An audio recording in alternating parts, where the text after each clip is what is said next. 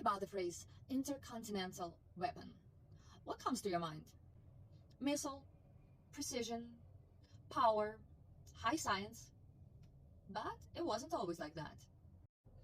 Here is one of the first intercontinental weapons. This miracle of military technology was born in Japan. And yes, you understood it correctly, it's a balloon. On board, it carried high explosive fragmentation bomb.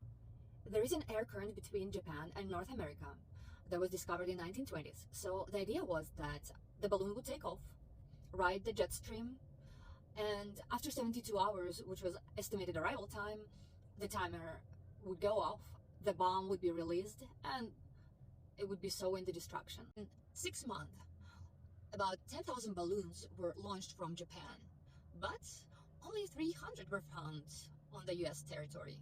The first launch started in November 1944 because November was less time for the winds. The winds were the strongest.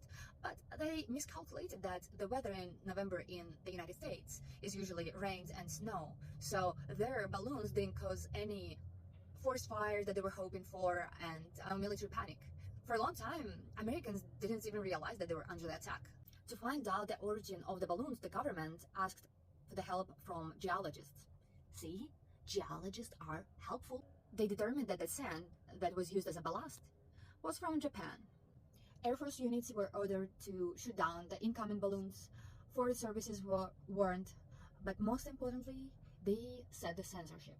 No news, no press, total silence. The Japanese expected panic, but got nothing. No fear, no headlines, nothing to celebrate. They even tried to plant their own rumors, stating that there is fires that caused by their miracle weapon.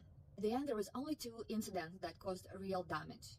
One of them was when a family found a strange object and it exploded. The second balloon was the most consequential because it actually delayed the Manhattan Project for a few days. So what happened? The balloon hit the power line supplying the facility that produced radioactive materials. So they actually had to switch to emergency generators for the few days. And that was it. Japanese stopped their balloon offense.